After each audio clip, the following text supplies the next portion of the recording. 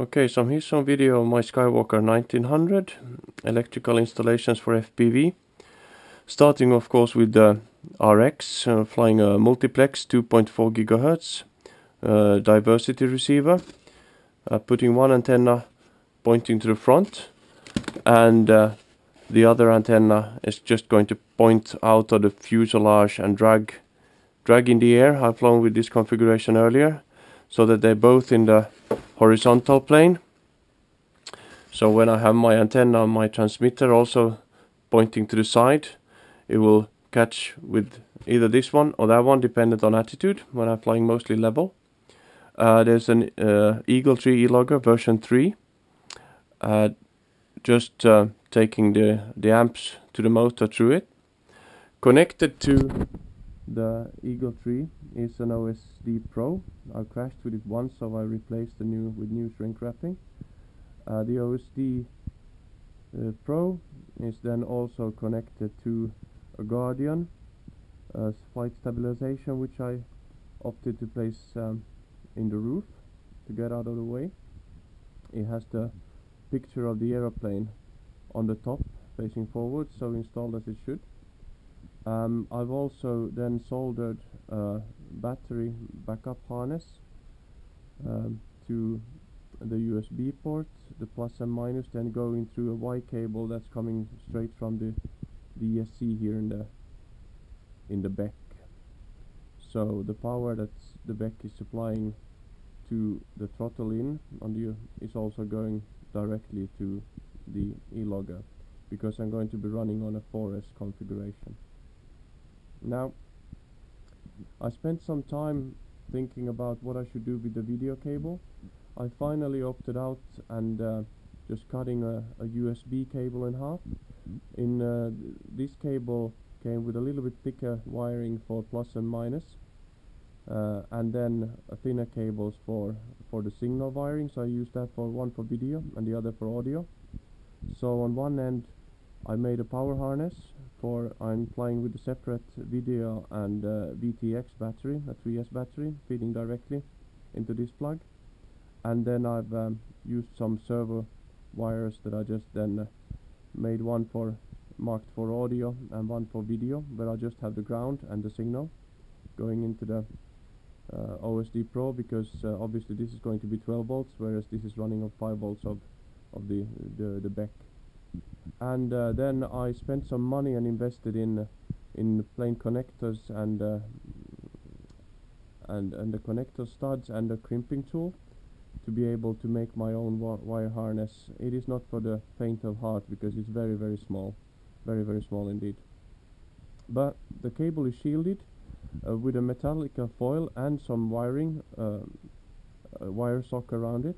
What I did was, the wire sock is connected to ground in this end only, not in the other end. The ones that are working with hi-fi audio will know that the trick to make a shielded cable is to connect the shield to ground only at one end. It doesn't matter if it's this end or that end, but I'm closer to common ground in this end, so that's why I connected it to ground. So this is a fully shielded cable now for video and audio signal going, and just plugging straight into a BevRC .com 800 milliwatt video TX with the low pass filter. Very important to have a low pass filter on top if you fly with 2.4 gigahertz, because I've looked at the spectrograms of what this is outputting, and it is all over the place without the low pass filter. It makes a tremendous difference. Here I only have a 2 dB patch antenna connected. I'm gonna change it to the 3B standard antenna. This is inherited from a smaller plane. The GPS, I'm just gonna, once I glue this, I'm going to attach it up here where you can have the pan and tilt servers, because I'm going to have all the camera gear here in the front, and then have from my video TX the connectors for the pan and tilt servos. That's it. I run the cabling to the rear servos through the tube, and made some shrink tubing around the connectors. Careful not to make any loops with the servo wires. I've hot glued them to the fuselage, but not more than I'm able to actually pull them out if I need to ever change the servos. I'm just gonna pull the servos out and pull the cables loose, and then just cut the cable and solder back on the old wiring. What I did was I wrapped the servos, both here and in the ailerons, with packaging tape.